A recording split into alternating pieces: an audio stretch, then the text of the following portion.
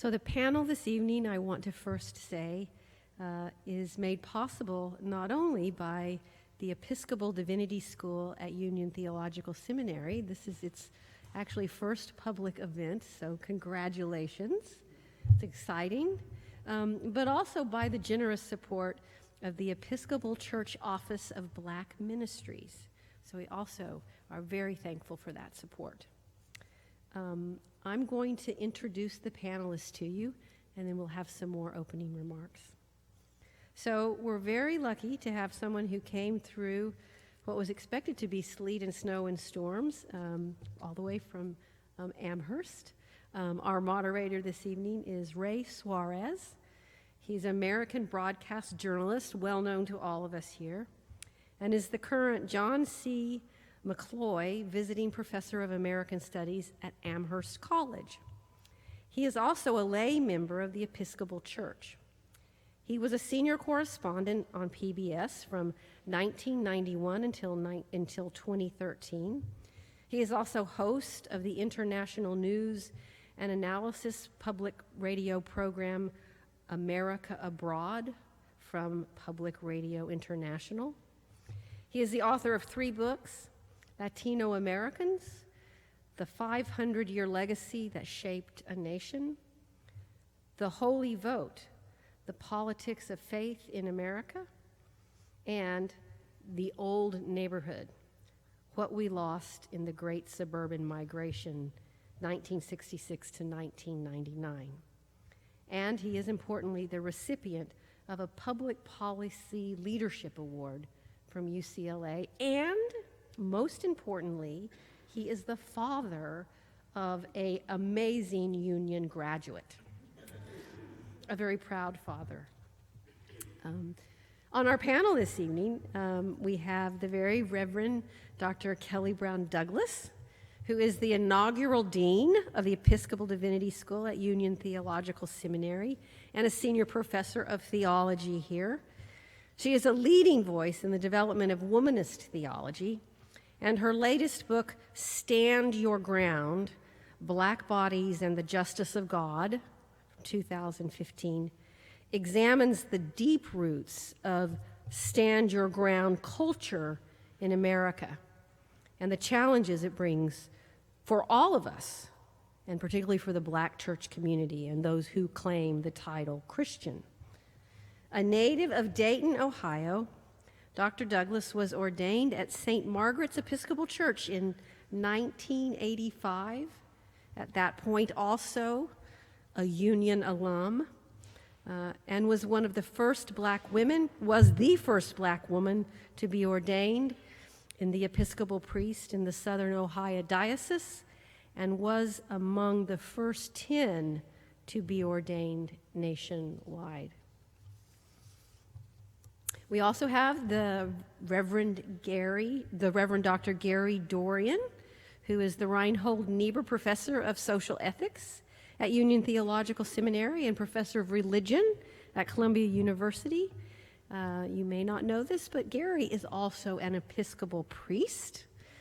And how he has time to be a priest is not clear to me, because he is also the author of 18 books that range across the fields of ethics, social theory, theology, philosophy, politics, and history.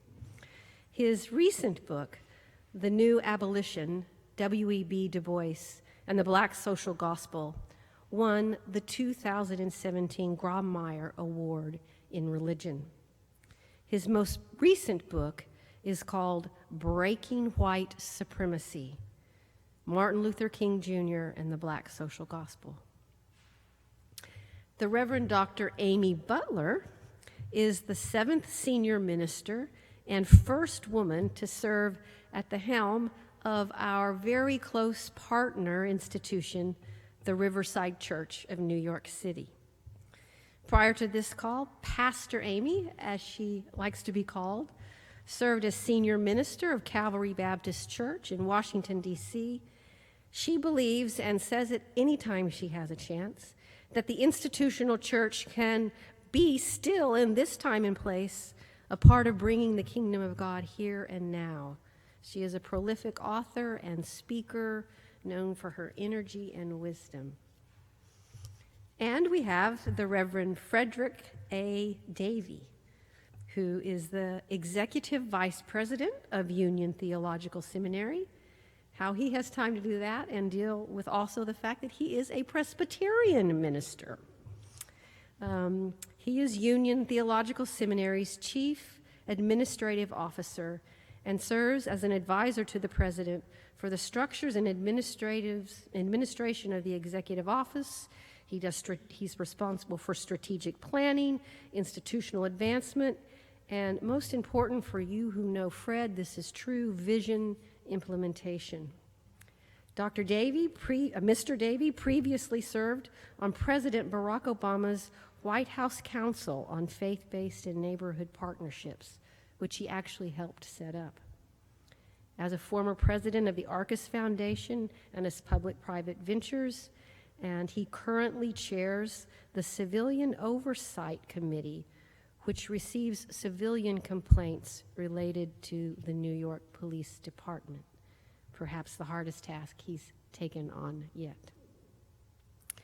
Also, before I end, I just want to say a word of thanks to the Reverend Canon Ronald C. Byrd, who is the newly named missioner for Black Ministries in the Episcopal Church, working to ensure Black congregational vitality, to inspire and equip Black Episcopalians to be agents of reconciliation, and to foster unity, collaboration, and communication among individuals, ministries, and organizations concerned about Black people and the Episcopal Church. The Reverend Byrd was formerly rector of St. Catherine's in Williamstown, Missouri, and a leadership consultant for the Episcopal Church Foundation. What a team of people we have gathered here this evening. And I want to introduce Robin Reese, who is our Vice President of Communications, to talk to us about this evening. Robin?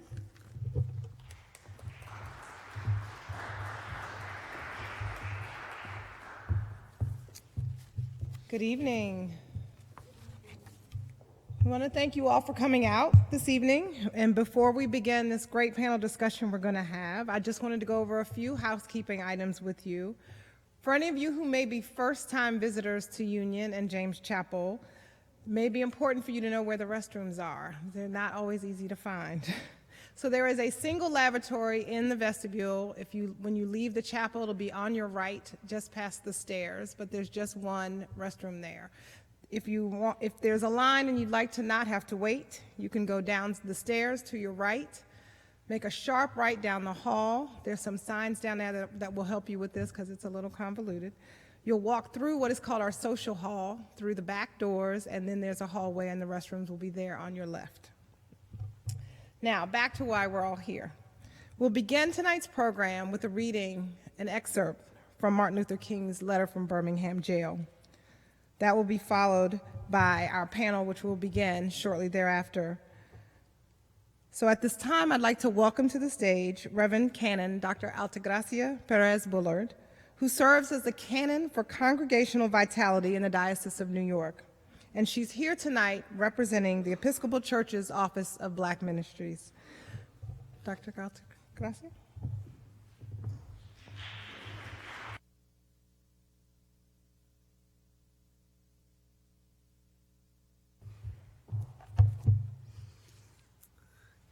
Good evening.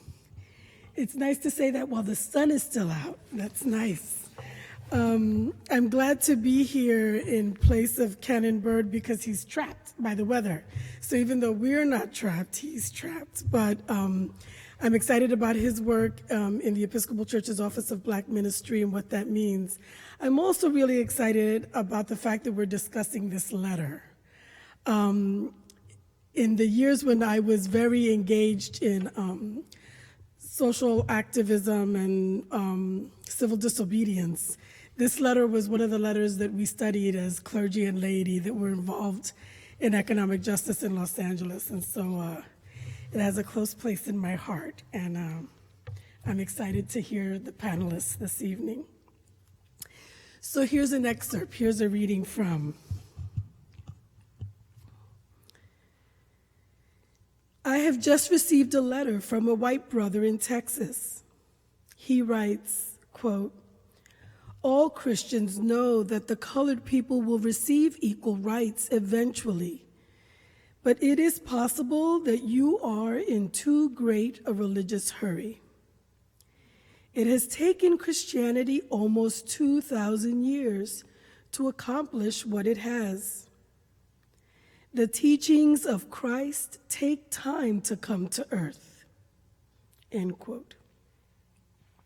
Such an attitude stems from a tragic misconception of time, from the strangely irrational notion that there is something in the very flow of time that will inevitably cure all ills. Actually, time itself is neutral. It can be used either destructively or constructively.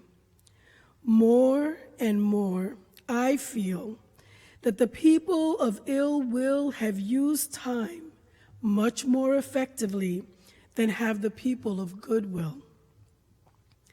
We will have to repent in this generation, not merely for the hateful words and actions of the bad people, but for the appalling silence of the good people. The Lord be with you. Let us pray. Gracious God, we thank you for these words that come to us through the years, continuing to ring true, inviting us to all truth. We thank you for this gathering, that we may be encouraged in our conversation and inspired by your Spirit to repent of our silence and our careful fear, and to truly reflect the glory that is a just life. You, God, who created us in your own image, grant us grace fearlessly to contend against evil and to make no peace with oppression, and that we may reverently use our freedom. Help us to employ it in the maintenance of justice in our communities and among the nations, to the glory of your holy name. Through Jesus Christ, our Lord, who lives and reigns with you and the Holy Spirit, one God, now and forever. Amen. I invite our panelists to come and get the conversation going.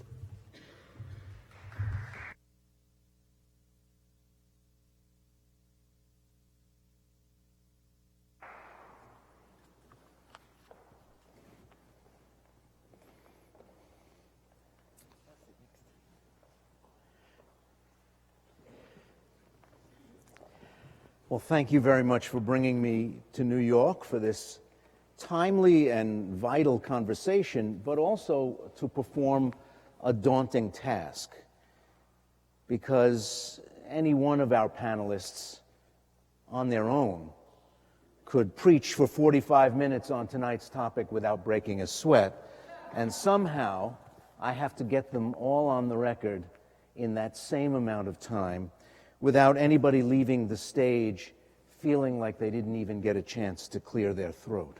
So, in advance, you're welcome. I can't believe that it's 50 years since Dr. King was murdered. I can remember like it was yesterday, the morning after, walking to school with a friend at PS 97 in Brooklyn. It was no exaggeration as we walked that morning to say that we were talking like the world was flying to pieces.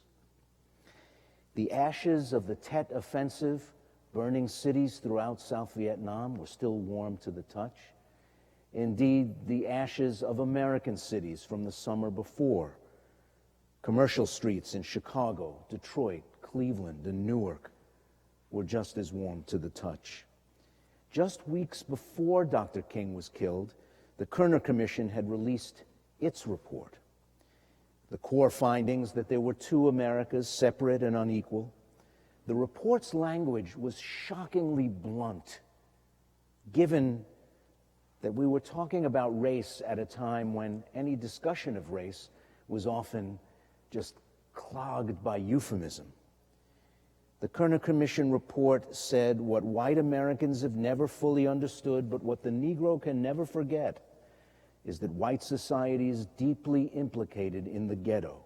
White institutions created it, white institutions maintain it, and white society condones it. And by implication, that includes good people. Just a few weeks after Dr. King was shot, Robert Kennedy would follow him to the grave. It didn't feel like a promising country to be growing up in, I can tell you that. Dr. King began his letter acknowledging the concerns of his fellow clergy. This was a letter to the clergy. And he immediately takes on their criticism that his action in Birmingham is unwise and untimely, to quote their letter to him.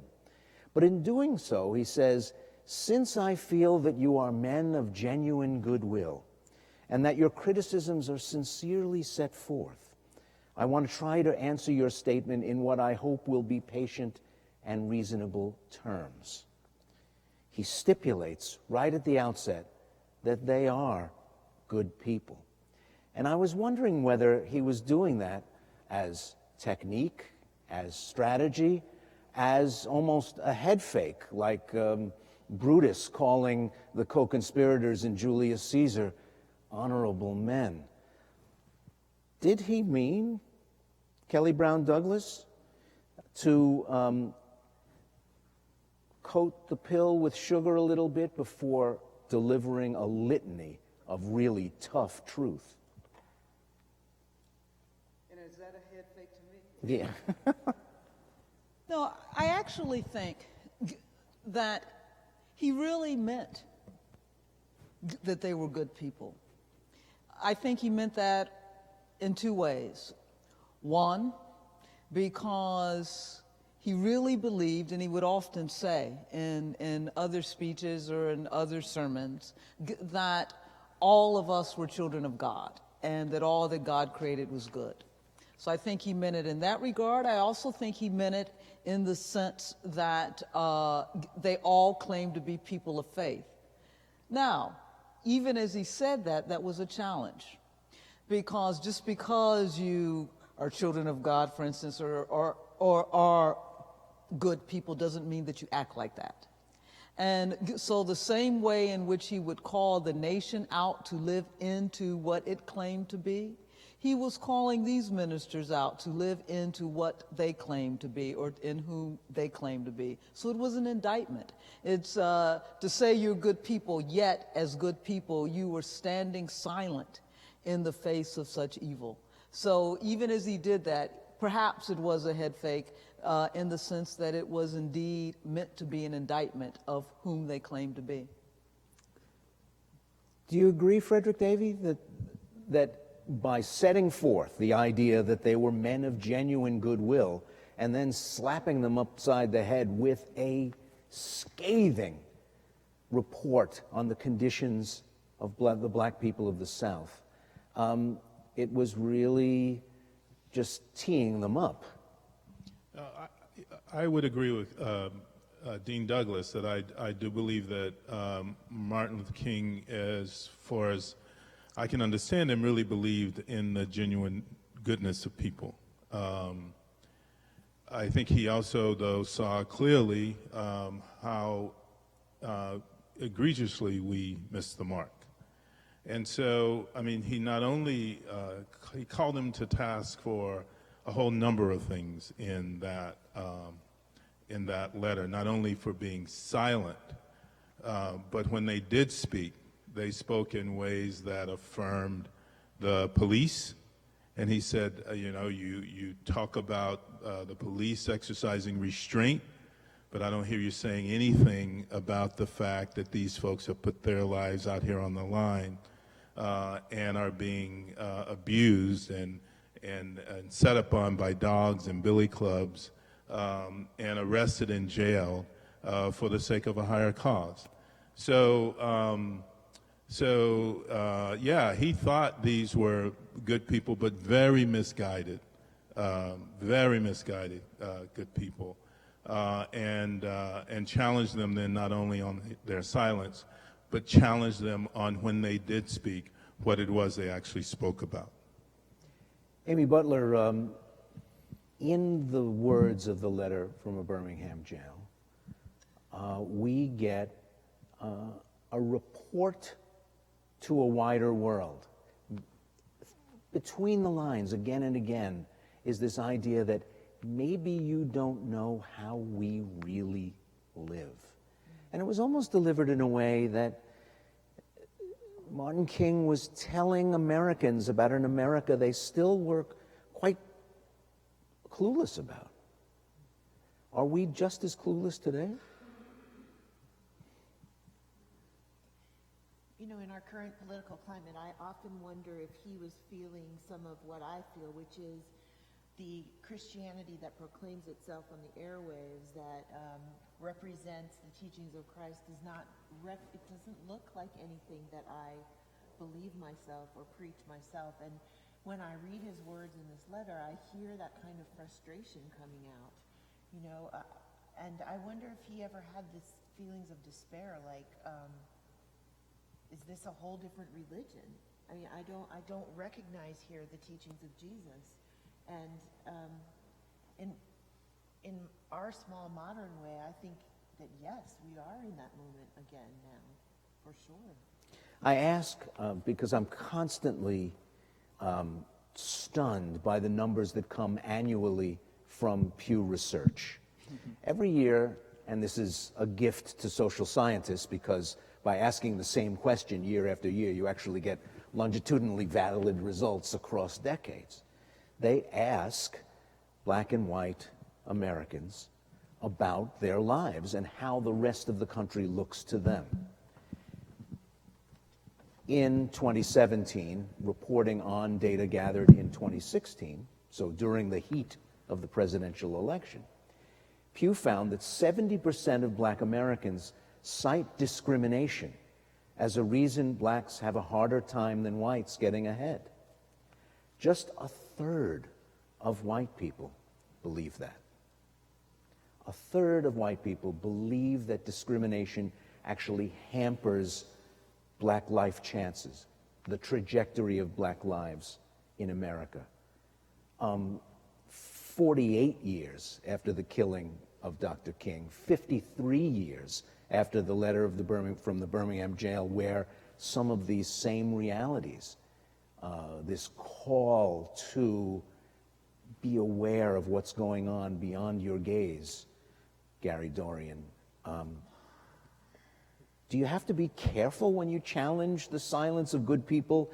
Because, boy, at 70-30, maybe there aren't so many that you can afford to waste them. You gotta be pretty nice to them. King asked a haunting question in the Birmingham letter.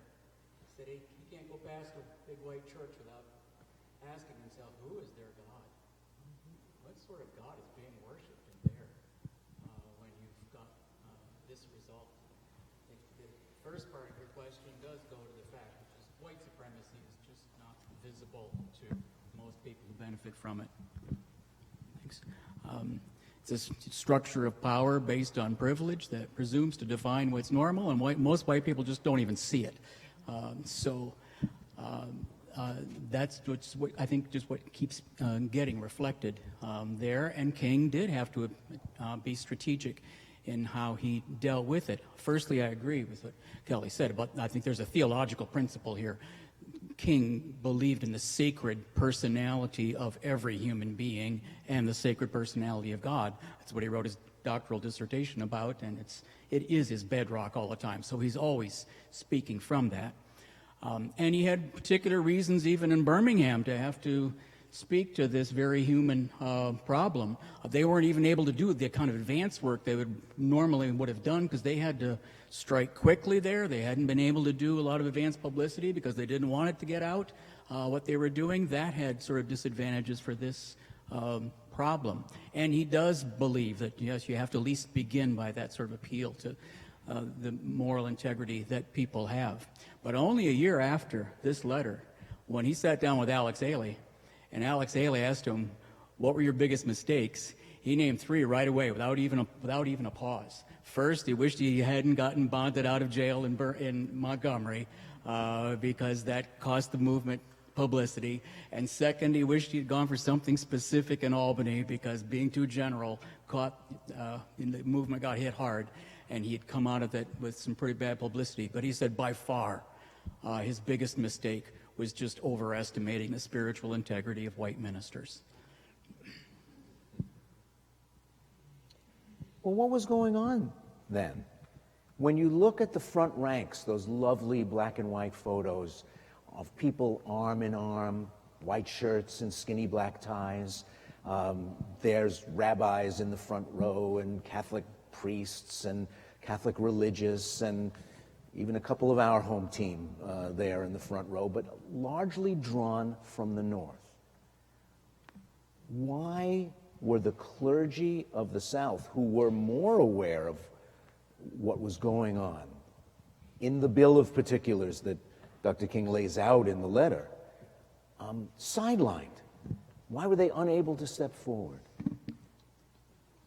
I was just going to say, I think it's not much different than what we're experiencing now. And there are a number of different issues. On the one hand, there are a group of people who simply believe that religion and faith have nothing to do with social justice and being involved in these social struggles.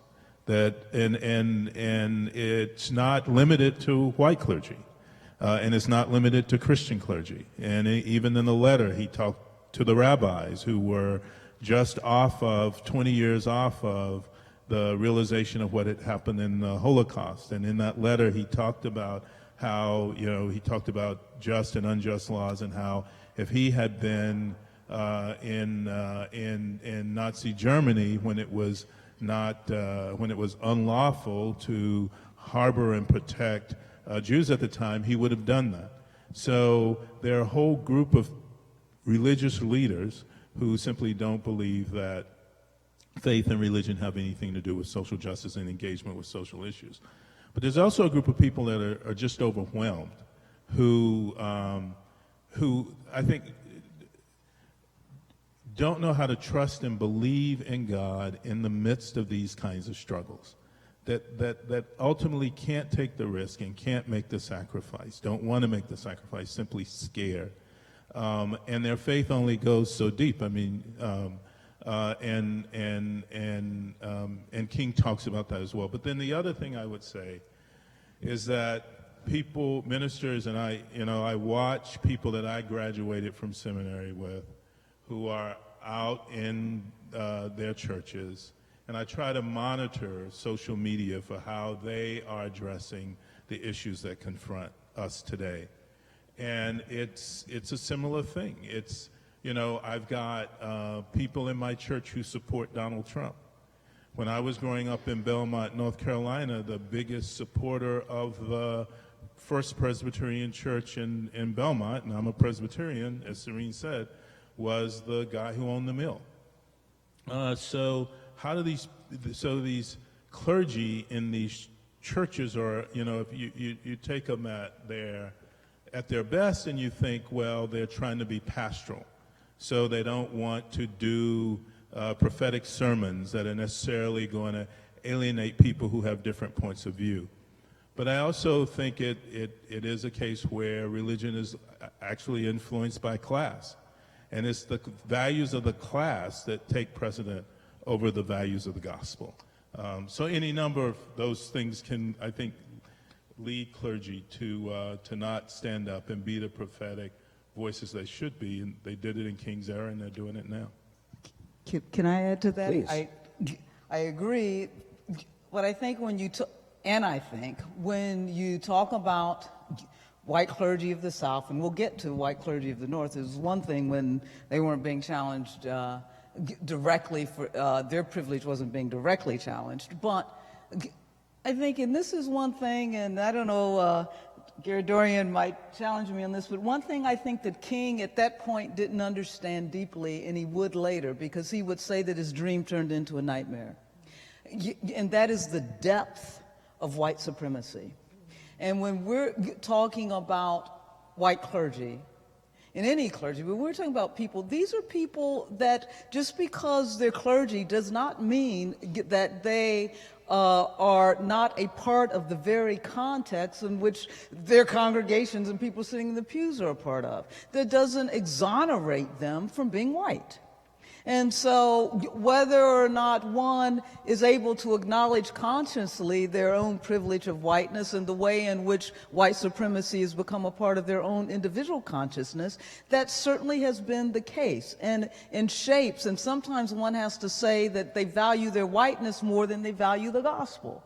And so that begins to overlay even how they began to interpret and perceive the gospel. It is easy to say that, well, we shouldn't be involved in controversial social justice issues when that involvement challenges your very privilege. But these very people will be involved in controversial social justice issues when it doesn't challenge their privilege, and we can see the controversial social justice issues they're involved in.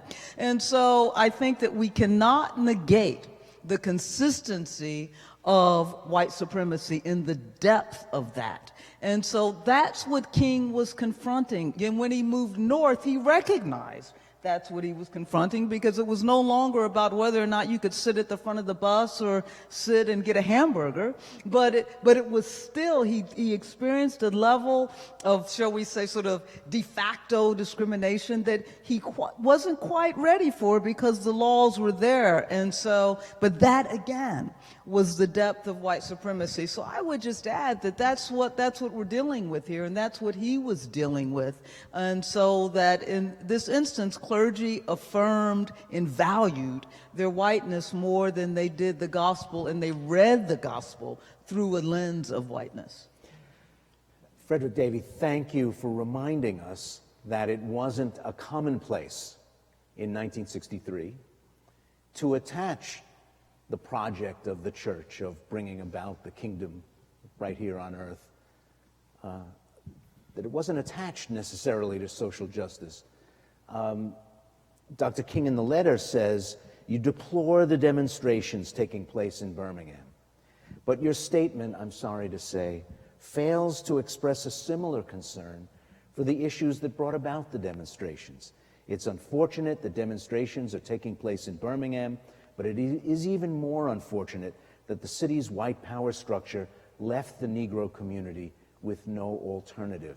Just moderator's note, there were a lot of people complaining in 1963 about the involvement of the church in politics, just as there are in 2018, lots of people complaining about the involvement of the church in politics, except in 1963, it was a mirror image of today's complaints, where liberals look at the Christian right and say, oh no, that's a wrong way to proceed, to bring politics into religion. But when people who were voicing the same complaint in the 60s were doing it, they were complaining about Martin Luther King and Daniel Berrigan, and they were complaining about Riverside Church.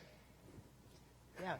I think it's really important here to make a distinction between the institution of the church or the religious institutions and then the fundamentals of our faith. And we are now at a very unique place, I think, in American history because our religious institutions are in decline. Thank you, Pew Institute. And that's a really unique opportunity for us because in addition to living into all of the structures of white supremacy and being afraid, they were also trying to just stay where they were in these easy institutions, to maintain these institutions which were really social structures. Guess what? We don't have that anymore. And so we need to really ask ourselves, like, why are we here? Like, what are the things that we truly, really believe about what draws us together in the community of Christ and in in our place, and then we are having less and less to lose. So my hope is that the fundamentals of our faith will come to the fore, and the institution of the church, the evangelical church or whatever it is that's speaking now on behalf of Christianity, becomes more distant. This question of the sort of relation of churches, both at the denominational level or ecumenically or just even at the congregational level, to social justice struggles. I mean, historically, this is the issue pertaining to the social gospel. It was the social gospel that says the church has a stake in justice struggles. The church, in fact, has a mission to transform the structures of society in the direction of social justice, and that's not debatable. We have to be on for that.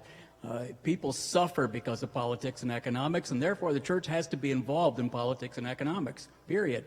And that argument, which did go on in both white churches and black churches, wherever it occurred, got people in trouble. It's controversial. The people who were the leaders of the social gospel movement, and it became institutions, which became the ecumenical movement itself, are always embattled figures when they, make this argument. And the key difference is just that, the white church leaders are in situations where they need to take some moral responsibility for their privilege and their power in this society. And the difference on the black social gospel side is that the leaders in black social gospel churches are putting their lives on the line when they make this argument. I mean, social gospel can get you in trouble.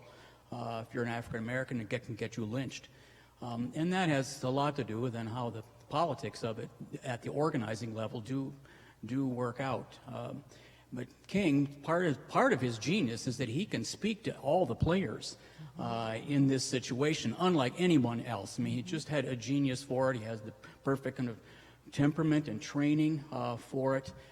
And so he was able to get people to work together who had no actual history of working together previously. Is it harder to make some of those points today, even though the challenges remain? A lot of Americans, they see the stunning words of the Kerner Commission report and they say, but wait a minute, we've moved so far. We've had a 2-term black president, elected black governors. When the Kerner Commission report came out, there were 4 members of Congress, 4 black members of Congress. Just a blink of an eye before that, there were only 2, Bill Dawson and Adam Clayton Powell. Now we've got this great big black congressional caucus. They're powerful, they're influential, and senior. Come on, things are better, aren't they? I think there was a time prior to our current administration and the current things that are going on that there were many people that would have said that, likely not people of color, but... Stipulated. Right. Okay. But I think you're right. There was a time, we know that we went through this time where the wider community thought we were in a period of post-racial America. And what we've discovered and what this current administration has brought to the fore is that deep sort of narrative of white racism, of white supremacy that is so endemic and so ingrained in our very soil. And so I think now there is a new awareness of, in fact, how far we have not come and the depth of the issues that we still have to address in terms of this country. And that's where I think the faith community must take the lead and has, in fact, not taken the lead. And that's the ways in which I think that King's letter continues to speak to us. But I think that the veil has been lifted over any notion that we have, as King said 50 years ago, we've come a long, long way, but we've got a long, long way to go. And I believe that the silence of the good people of King's Day has probably morphed into the implicit bias of our day. And I think that the structures that we live under are clear evidence of that. I mean, if you look at just what was in the paper last week and this week about the loss of black wealth, and that, 30 years from now, African Americans in America, black folks in America could collectively be at a negative net worth. Or you look at the recent articles in the paper about even wealthy black boys growing up in low poverty neighborhoods with good schools and two parents at home still end up doing significantly worse than their white peers. You look at the rest of black and brown people in New York for things like marijuana, 80%, while this group makes up 50% of the population, 80% of the rest in the city for marijuana are black and brown people, and all the data show that white people use marijuana at the same or higher rate than black and brown people in New York. You could go down the list. Another study, young black kids have a 338% higher chance of being expelled from school than their white peers. 338%. So there is a bias in these systems that the good people are silent about or won't give credence to. Okay, well, given what you just said, are the silent good people really so good after all? I mean, if your goodness, your putative goodness involves no risk, no willingness to stick your neck out for others, how good are you after all? Let me do one more on this and then I'm going to be quiet. So I just want to say this. I do believe that really good people can be very unconscious. I'm going to give you just one example and then I'll stop. My partner, who's white, and I went to see an advisor about some things we were trying to do. Great guy. Great guy this advisor was.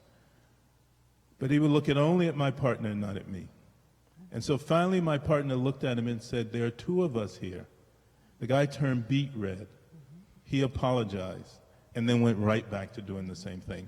That is, I can give you 10,000 examples of that, and I can give you examples where that... Well, I'm not sure that guy was so good. I know, but that kind of unconscious bias very detrimental effects on people.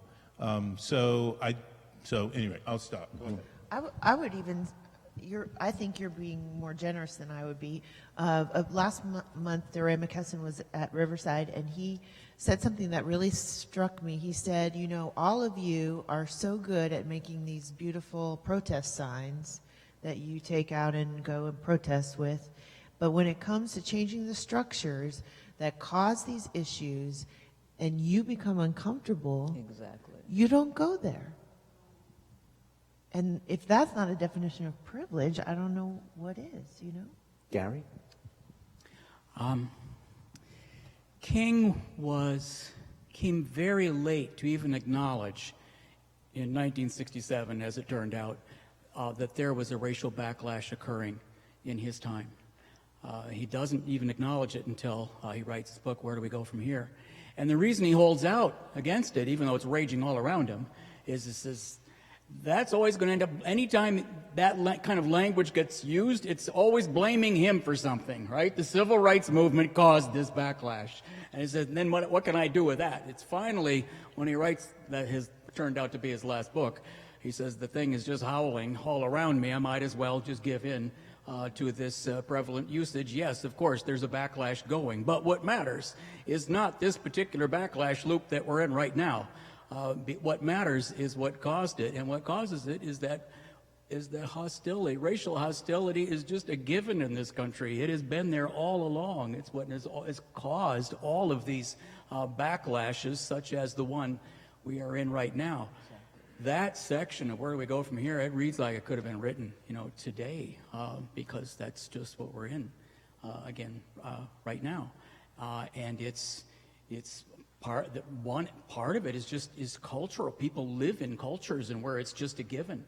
I grew up in lower class, semi-rural, mid-Michigan area where surely everyone is supporting Trump and feels a little bit anyway of vindication, given how they look at the world by his election. And for some, I mean, there's sort of gradations of sort of goodness, I suppose, in all those folks, but that's not really even the issue, for me. So, given what you have all said by way of diagnosis, what's the assignment? You're all preachers and teachers. Do you have to be ready to rattle your erstwhile allies? People who think of themselves as allies, people who think of themselves as good people, by calling out their silence. Yes. But do they hear you? Well, no. I mean, don't they assume that you're talking about somebody else? So I hear among my colleagues around the country a lot of fear. They're afraid they're going to lose their jobs, and they're afraid, I mean, you've been to church council meeting. That's enough to cause you fear, And I, in fact, had a call a few weeks ago from someone who's trying to organize a fund, as they did during the civil rights movement, to support pastors who get fired for this.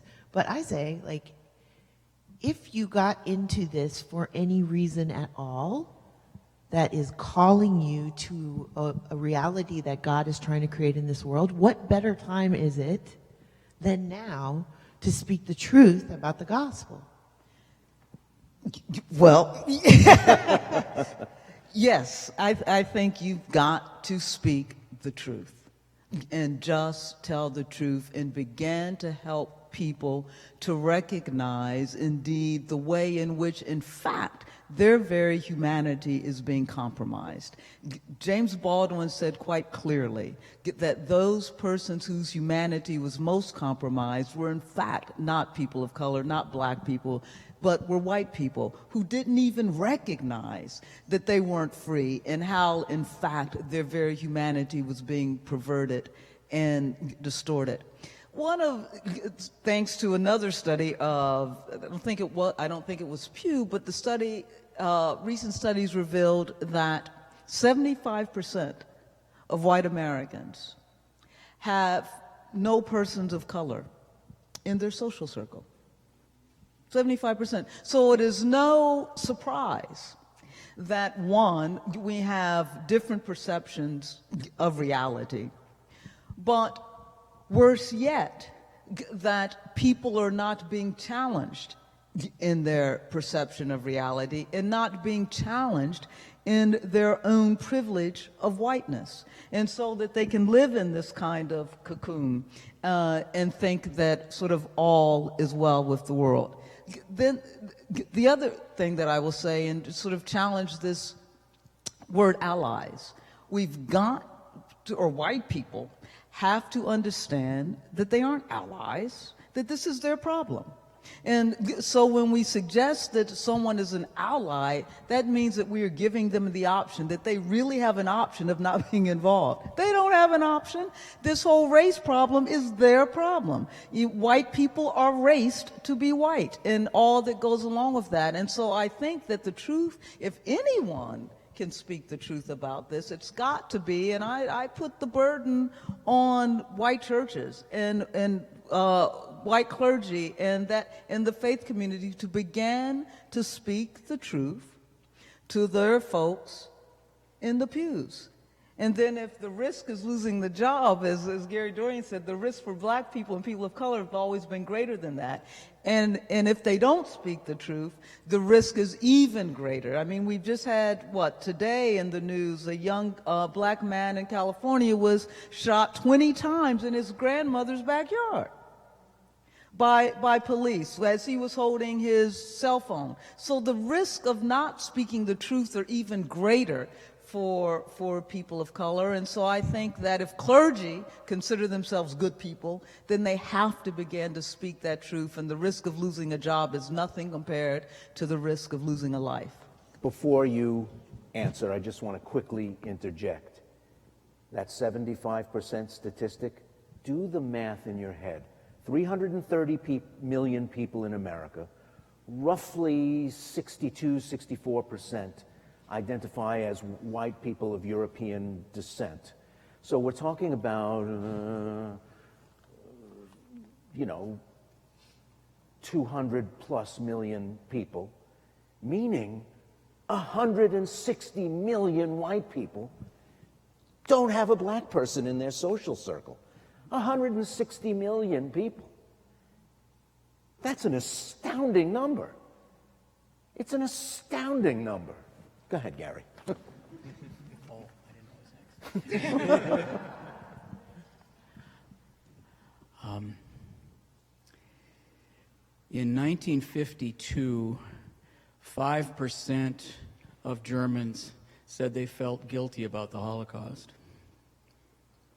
That's how little German officials and the people who said we've got to start a reparations movement, that's how little they had to work with in that context.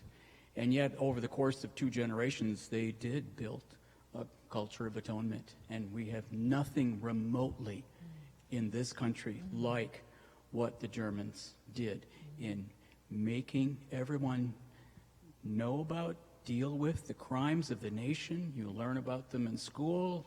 They had a reparations movement. They got to everybody growing up in this culture to make sure that they were just raising up different kinds of Germans than what they had before. And we are so far from that, and yet I think that's exactly the point.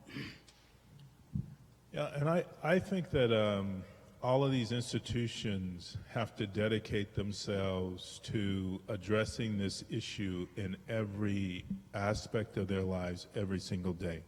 Let's take Union Seminary. I think that we, at every turn, have to try as hard as we can to represent the very values that we want other people to espouse and to promote and to adhere to. Practical stuff. We do vendors here. We have all kinds of people who make money from this institution. We can have people show up who are doing work for us who show up with 5 white men. We're not alone in New York City when that happens. What is the responsibility? That's the damning silence if we don't say anything.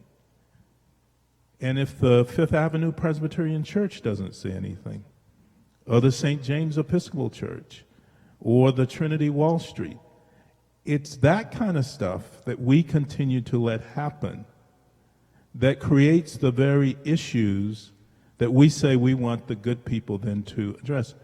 They should, but they won't, and King says it in the letter, nobody's going to do this unless they are forced to do it. And so as ministers and preachers of the gospel, it's got to be in everything we do. It's got to be represented in the policies and the procedures of our institutions, and it's got to be represented in how we carry them out. From every department of this school, to every contract we let, to every voice we utter about what justice is supposed to be, we have to do it as well. I'm struck by this conversation about relationships and social circles, and also by the fact that Dr. King took the time to write a response to his white clergy member who wrote to him.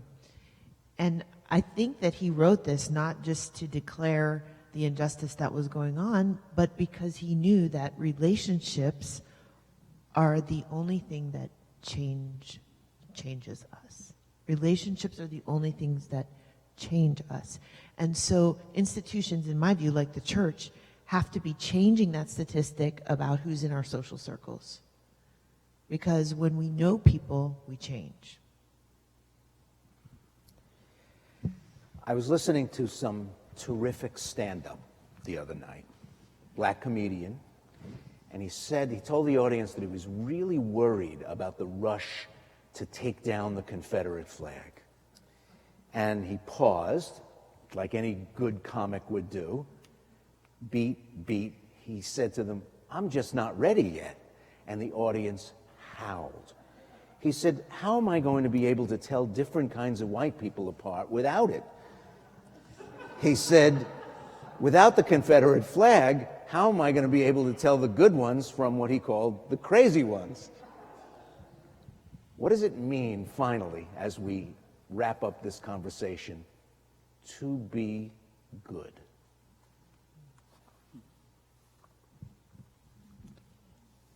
I'm trying to let someone jump in. So one, as you ask that question, or as you talk about what that comedian said, I should say, as I now tell him, my son has said the same thing. He has said, "You know what? I prefer a Trump over some of these white folks who smile at you and act like they really care about you." He said, "At least you know where Trump's coming from." And, you know, there's some truth in that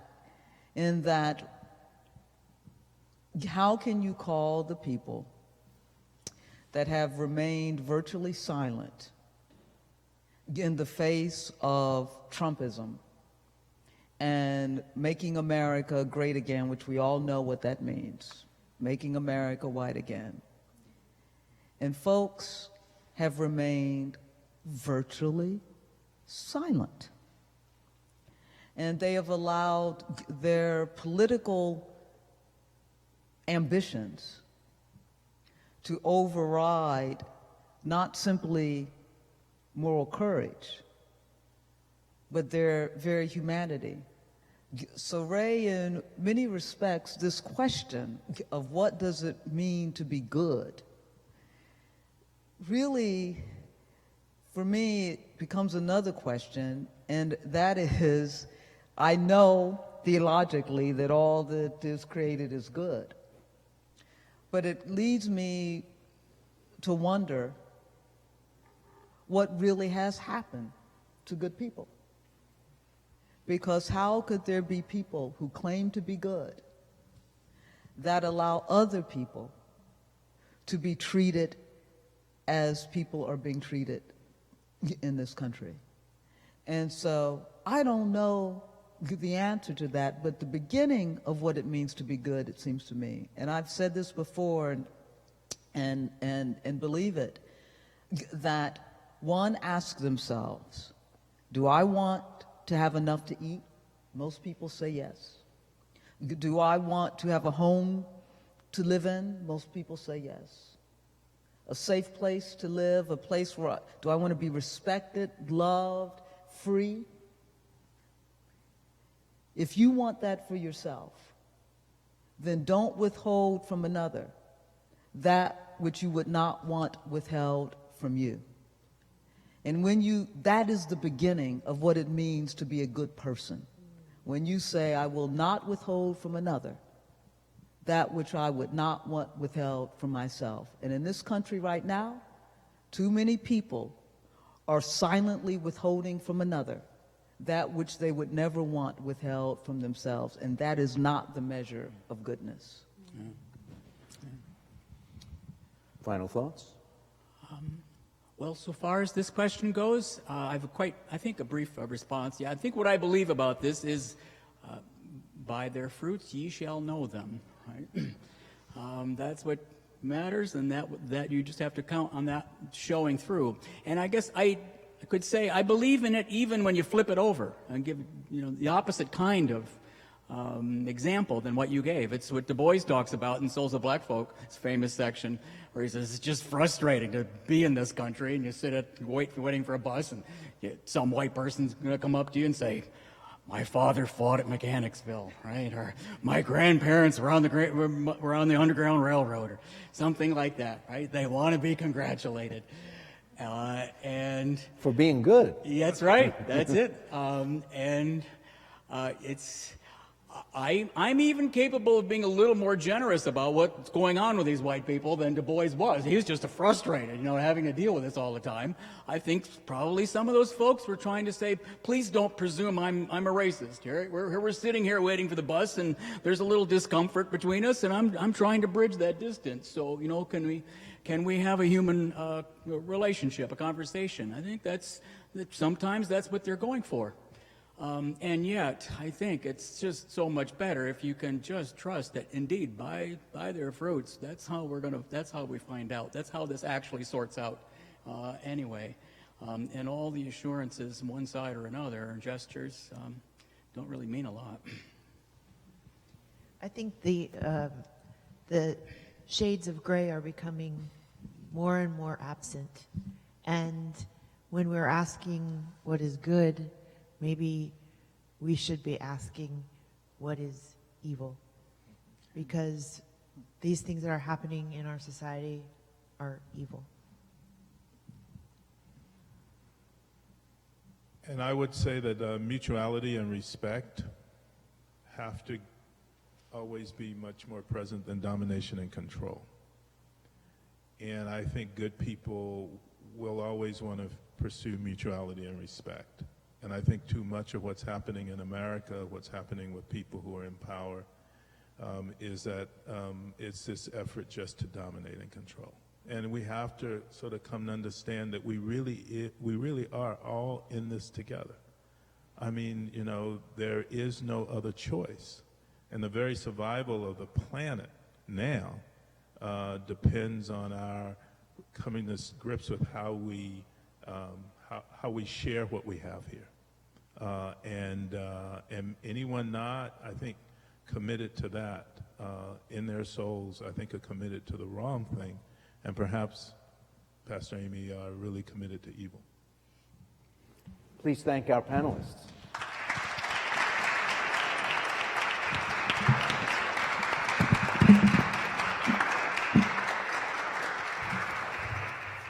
We do have time for a few questions of any of our panelists. If any of you here, gathered here in this audience, have any questions that you'd like to ask, we just ask you raise your hand. My colleague Ben will come to you with a microphone. I just ask that you actually ask a question. Don't just give commentary, so we can get as many questions in as we may have here tonight. But is there anyone here who might have a question?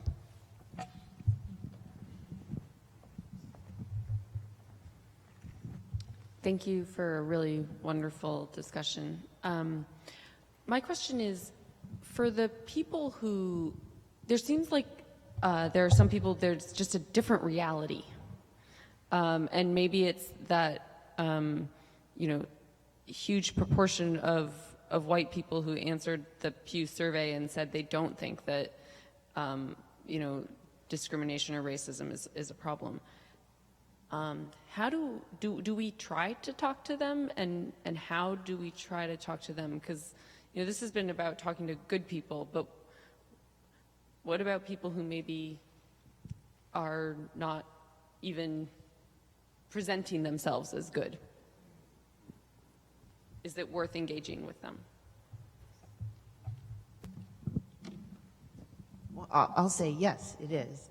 And I think specifically it's the work of the church and other religious institutions to foster and make room for those kind of difficult conversations. In November, I took a friend of mine, Spencer, to Florida to meet his Words with Friends friend, Roz. Spencer's African-American young man, 19. Roz, 80 years old, white, Republican, Jewish, lives in a nursing home there. And when we were at lunch, Spencer was describing how he gets stopped by the police on the street. And Roz was like, no, really? And it was like this moment, right, where someone she cared about had a reality that she had not seen before, and it changed. Find them online. It's a really dynamite story, the relationship between these two people. I think as a clergyman, that is part of my responsibility to call my fellow clergy, as in some ways as King did, to task for, particularly in this era, making it all right for the bad people to be bad. And I say that because the way in which members of the clergy have stood behind this president losing all moral authority to say to that 70% who don't think that there's any discrimination to be worried about, that you're wrong. Because these clergy have sanctioned the president's racism and the president's bigotry and the president's misogyny. Not only undermining their moral authority, but undermining, in some ways, all of our moral authority. So that's the threat. So that's where I feel like, as a clergyman, and I feel king in this, that's where we have to say, thus saith the Lord. You know, you're the ones who are leading these people down these paths of destruction. You know, and you need to stop. I can add one sort of tiny footnote to that that's sort of an example. A few years ago, I wrote a book called The Obama Question, and I did almost 200 radio shows for it. And the whole third loop of it, once I thought I was done, they came to me and said, well, there's one more loop we could do with you if you're willing, if you're up for it. This after I'd done the NPRs and the university stations and normal kinds of stations. It's right-wing radio, so are you up for it? And I did about almost 3 weeks of just all day long just doing speaking on right-wing radio shows. And all the time, I just kept reminding myself, you know, stay in your lane, don't take the bait, and don't think you're in an argument here. You're not going to persuade anybody that you're in the studio with differently. But what I just kept picturing were all the young people in that radio audience who'd never really had any other kind of Christianity modeled to them, didn't know that it existed. And I thought, that's just what I have to just keep trying to do, just say there is some other possibility. And the thing that kept me going was just to remember they at least know about Martin Luther King, right? If I've got nothing else to work with here, I've got at least that's in their heads. Just to say, yes, I think you're exactly right. We have to take back the narrative. And to continue to blame evangelicals is to miss the point, because they can only exist loudly and claim the Christian narrative because we have not claimed and taken back that narrative and made clear what it means to be Christian. So I agree. Thank you. Someone else here? Thank you. Two things. One, if you have any comments about segregation itself, I mean, the fact that there are white, the separation by color of where we live is so basic. That means we're not in school together, we're not usually at our local church together. I don't know how to change that. That seems so basic. And then I would like to hear more, Dean Douglas, if there's a time for you to speak about what you were saying about allies, and that you really think that's a misnomer, to say the least, for white people to say we're allies. I'll answer that part and then let others speak on the reality of segregation. Yes, because to say that you're allies with somebody in their fight, in their struggle for freedom, suggests that it's not your struggle. And so that it's as if, well, I'm going to join with you in your fight. But this fight against white racism, white supremacy, this fight against racial injustice, this is white people's fight too. Again, white people have to recognize, white Americans have to recognize that they have in fact been raced. And they have been raised white, and what it means to be raised white, and that's the privileges of whiteness, as we often hear about. And I want to borrow a phrase from one of the great theologians that teaches here at Union, and the father of Black theology, James Cone, and he said in footnote of his book, Black Theology of Liberation. And at least in the original copy, I think that footnote was like on page 26 or something. I remember that footnote. But he says, get this, he says, just because you happen to look like a white American, it doesn't mean that you have to act like one. And so therein lies the struggle and the task and responsibility of white people, and that is not to act like white Americans, not to live into the privileges of whiteness, and that's their responsibility, and that's how we've gotten into this problem of race in the first place. So I'd rather say we're allies with you, trying to help you all not act like you white Americans. We have time for about one more question. I think we have a student. So on that same topic, my question then would be, how do we get whites to realize and recognize that that is an issue? Because I feel like some whites or ministers, may be ignoring or silenced, but some, and from my experience, are just completely oblivious.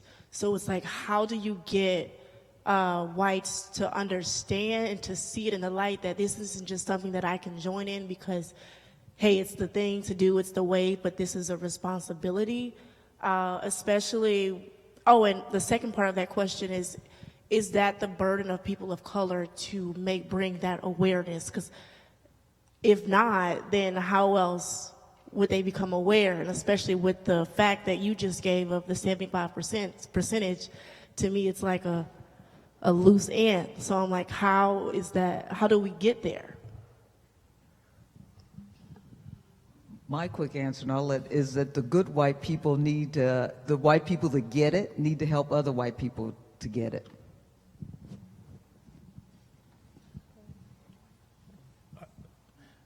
Agreed. But I also think that, as with King, it's a challenge that we have to keep ever before white people.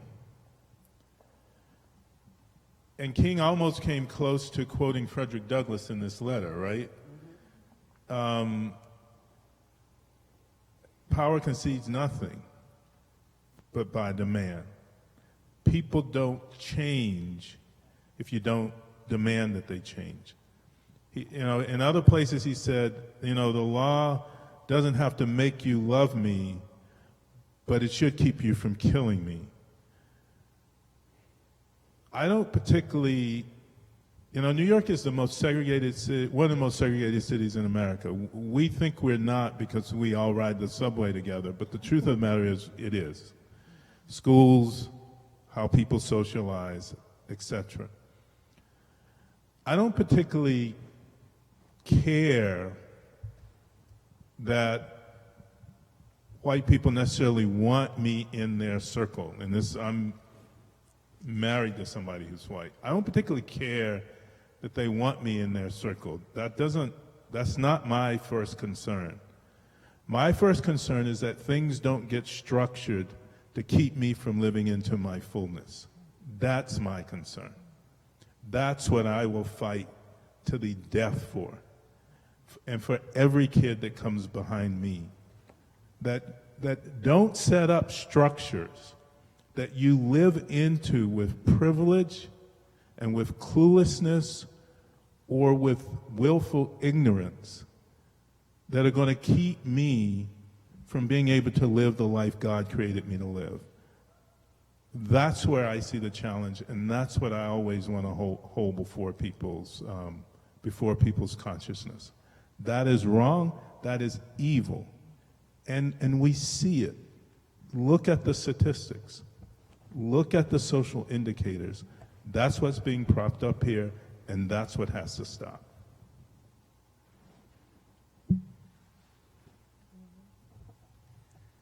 Okay, well, we want to thank our panelists for a wonderful discussion.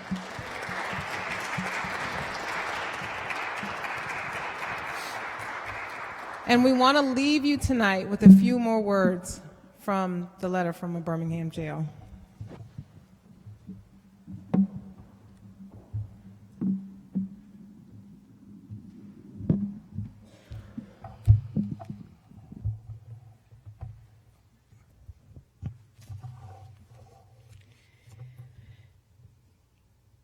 we know through painful experience that freedom is never voluntarily given by the oppressor. It must be demanded by the oppressed. Frankly, I have yet to engage in a direct action campaign that was well-timed in the view of those who have not suffered unduly from the disease of segregation. For years now, I have heard the word wait. It rings in the ear of every Negro with piercing familiarity. This wait has almost always meant never. We must come to see with one of our distinguished jurists that, quote, justice too long delayed is justice denied, end quote. So, like a good Episcopal priest, I am going to end with the prayer book, but I thought I'd, for a minute, as I was listening, what came to me, and I guess especially because it's such a quiet space, and I'm not going to be loud, what came to me was the images of all of the young people in the world today that are resisting this evil, that are calling us out on our politeness and our properness and our appropriateness, which is nothing but complicity and silence with evil. And church is big about properness. So I'm reminded that a little child shall lead them, and I'm going to ask you to just sit with me a minute in the side. You can stand too if you want to stand, because you might be tired of sitting.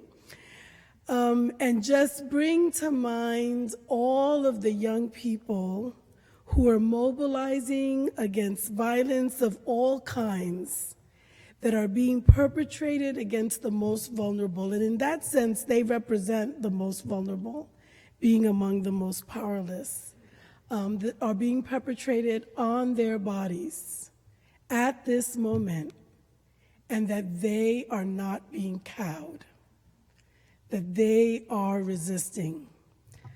For me, the greatest sin of the church is that we keep staying inside the building. And we need to get out of the building. Church is not supposed to be inside the building. So I'm just going to name them quietly and hope that it brings to mind the images from the news or over your breakfast table or wherever it is that you're engaging these young people on the street, in conversations about them, which is mostly what adults like to have. And just remember them, because they are doing the work. They are the hope. It is for them that we do this justice thing. So the young people that have been killed by state-sanctioned violence, whether that be in the hands of the police or through mass incarceration,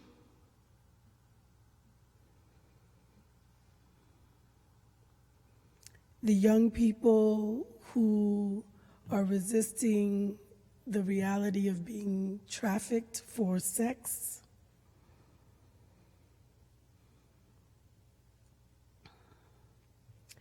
those young people that are growing up in refugee camps because of the destabilization that our country has primarily caused in theirs.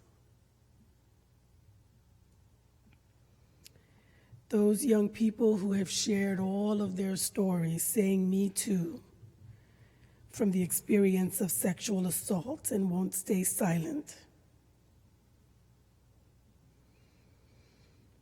Young immigrants seeking the justice of a full life in the only country they've ever known. those young people who are fighting for the right to clean water, that in these United States are living with lead-poisoned water. I don't even know what the count is at this point.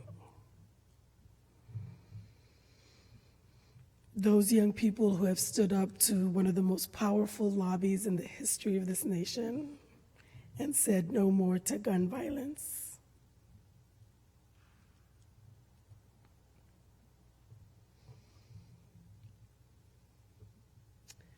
Look with pity, O heavenly Creator, upon the people in this land who live with injustice, terror, disease, and death as their constant companions. We especially remember and pray for and stand with our young people. Have mercy upon us, sometimes silent, sometimes inactive. Help us to eliminate our cruelty to these our neighbors. Strengthen those who spend their lives establishing equal protection of the law and equal opportunities for all. And grant that all of us may live into the abundance that you have given us and lived into the reality of the fullness of life that we were created to enjoy. In the name of the one who resisted to the point of death, that we might be free. Amen.